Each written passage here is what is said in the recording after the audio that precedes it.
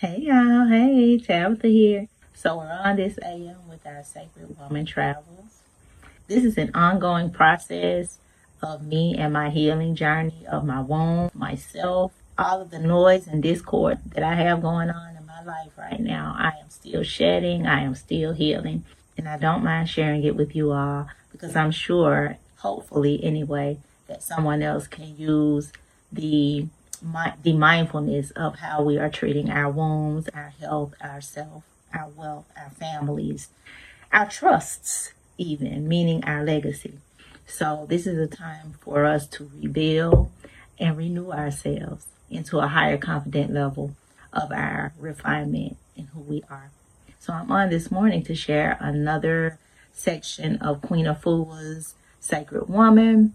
I am in the section of the Sacred Union. As I shared in a couple of other videos, that is where I had left off, and now we're continuing on. So as I was doing some reading yesterday evening, I was in the section where it was mentioning basically the love of yourself and how you are basically wanting to have a refined sacred union with yourself. This is how you'll progress on into healthier relationships with others by loving yourself first. The title in this particular section is The Union of Two Becoming One. So I wrote this down so that I wouldn't have to keep shifting in the book. These are just some things that were hitting, they were hitting me. And I was like, yeah, this is kind of heavy. This is stuff that, of course, I already knew from past levels of my life where I was still in my low vibrational frequency and willing to step into this type of energy and be okay with it. But because I am healing now and am really so much more open to not repress this part of myself any longer, it doesn't feel good on me and it doesn't sound good as I was reading it. So, it's really something that I am so honored to step into.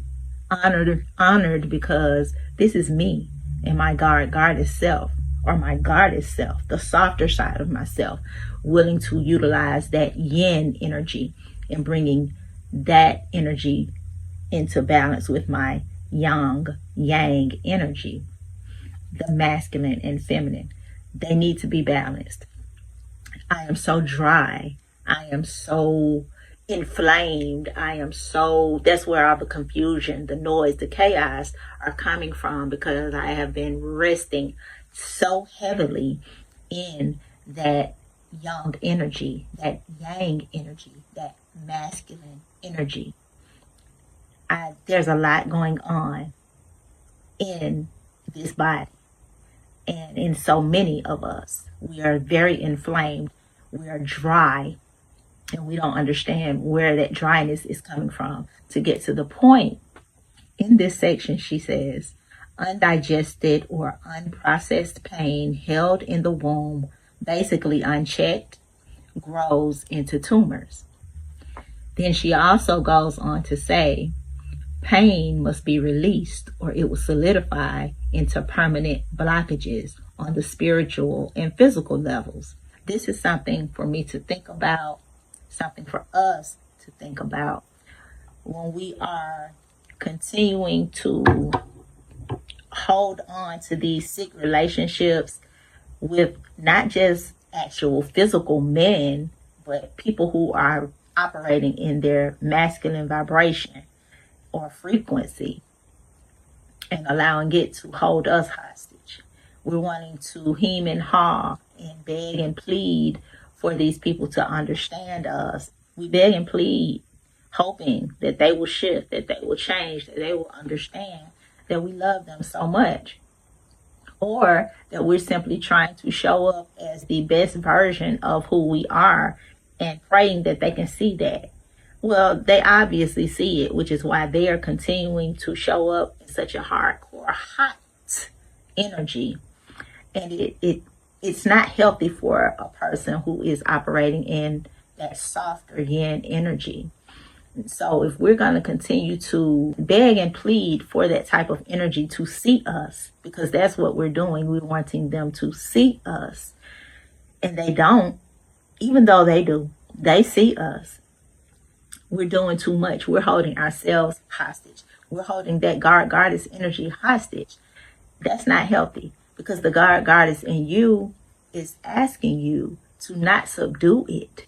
It wants to be creative. It wants to show up for itself. It wants to, I'm hearing even the word humble itself. And in humbling itself, that softer side of you is saying it's okay to release that egoic vibration. Stand and honor your femininity. Show up. Again, this is masculine, actual physical masculines as well. Men need to honor their feminine energy. I'm not a man in a physical suit, but I carry a masculine frequency.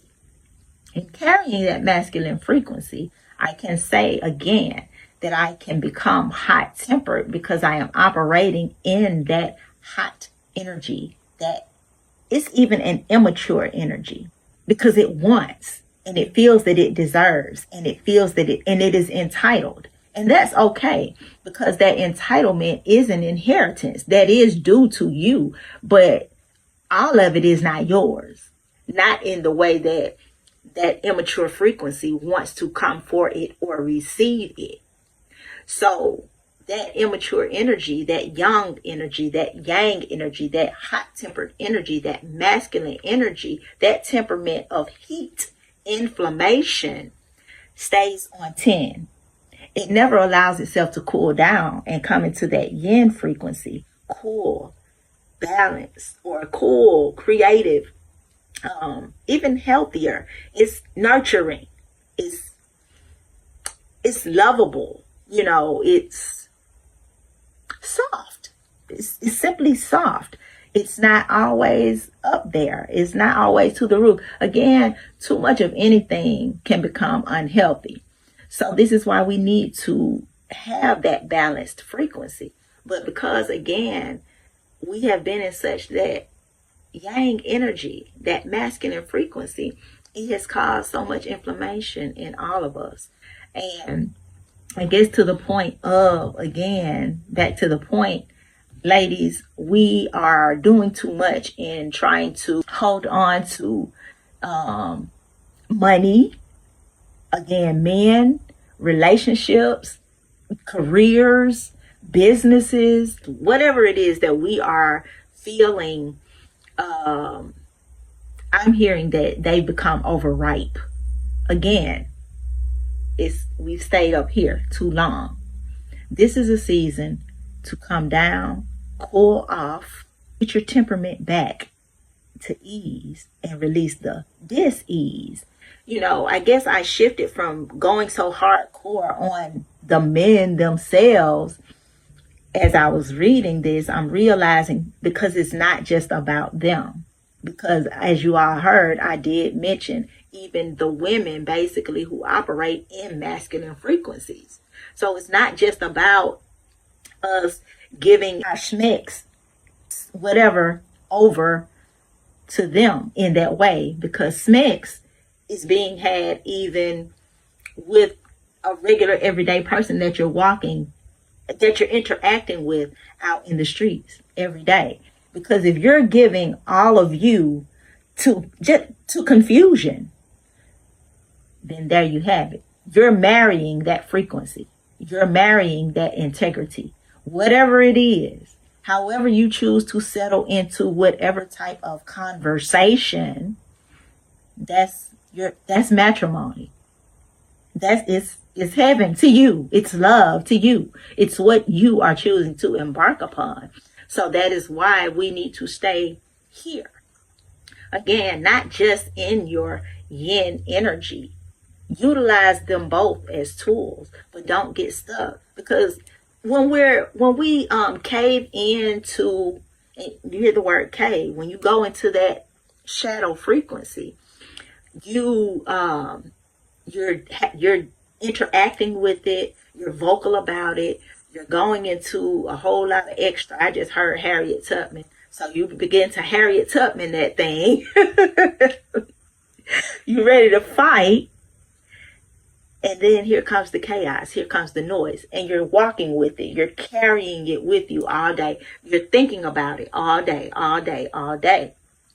And that continuous thinking, that hamster wheel in your mind, is causing that sickness to bring in, or causing it to bring in dis-ease and sickness, because your mind is on that hamster wheel, just thinking, patterning over and over and over. Stop. Just stop. I was listening to a video last night, and the young lady, she's Chinese, but so she's a doctor. And she was sharing her practices, and in mentioning the yin energy, the yang energy, and all of that, was if you're continuing to think, continuous thinking is what keeps us dry. It affects our liver, our kidneys, our spleen, all of that. It's just a lot that we need to be mindful of. We need to reprimand ourselves and mandate ourselves even to stop. Let it go. Just stop and let it go. It's okay. We're causing suffering on our bodies. And it's just not healthy. It's not healthy. So yeah, we need to do better, y'all. And again, even just going deeper into an actual physical, intimate relationship that does affect your womb in such a way through penetration. You know, something else Queen says in the book, a woman who permits and encourages a man to deal with her predominantly on a sexual basis is setting herself up for emotional and spiritual danger. I resonate. I do. Also, the last thing, women must first free and establish her self-worth, her value, richness, and beauty, her power within herself, if she desires a man to commit to her fully. Men already know what they want at the end of the day. People already know what they want at the end of the day. And if you're overgiving, if you're that type of person that overgives and overgives and overgives, then don't expect to get anything back. So I know for me, my love language is to give. Like I am a giver, and I can be an overgiver. In this day and time, I don't do that anymore. I had to learn to not do that. However, sometimes she still will show up because that's naturally who I am. I'm a natural nurturer. I'm a natural giver.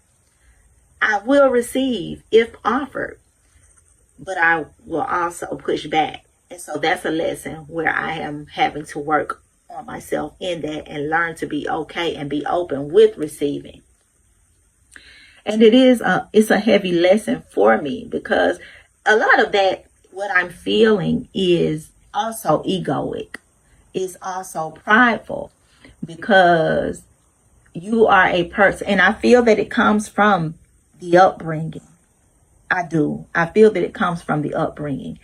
The perfectionist phase of how Black families, just saying, were taught to show up for themselves in a certain way. And so it was passed down to the children. I am from the generation of being taught basically how your appearance looks matters. And so, you know, for me, I'm also very humanitarian. I'm also very free and open. And there is a part of me where my lessons were to show up free. And it would offend or affect my mom sometimes when I would show up too free. The big afro, the lax clothing when I'm stepping out of the house sometimes. I come visit her and I'm looking all shambled and disheveled and, you know, like I just left the house real quick, and I've been out like that all day. But okay, now you know better. You know, that's her thing. And, you know, that's something that I had to be okay with, even to the point of me losing everything down to literally nothing, literal zero, the gutter. But I had to be, it was a lesson for me to be okay with knowing that cushy is not everything. But also be okay with knowing you've had or the comfortable lifestyle, and you were okay in that, and then you lost everything and you learned to be okay in that as well. We have to resubmit ourselves in this bush that we've allowed ourselves to step into. So we are out here lost and confused due to relationship, longing, lacking, and desperate. We have to do better, y'all. I just wanted to come on and get that out real quick, give y'all that little one too, and give you all for the 7-day question of the state of your womb. So here's the second answer that I gave from what we could be doing on this 7 days of this one question. So the question, for those who are not aware, go back and watch the first video on this. I'm saying it's maybe 4 days ago. How are you honoring and respecting your womb today? If you're not, in what way do you feel you could be doing so? I abstain from non-committal intimacy. For me, this means if this person is someone whom my body cannot trust to respect or connect to in such a way, there's no desire to link. My body talks to me. She does. She lets me know when and if it's time to disconnect from the plug or the surge. My body definitely lets me know it's a it's a no, it's a get back, it's a no. Okay? So, and your body talks to you as well. Are you willing to listen? All right, y'all. I love y'all. Stay up, be peace, be balanced, be easy. I'll be back.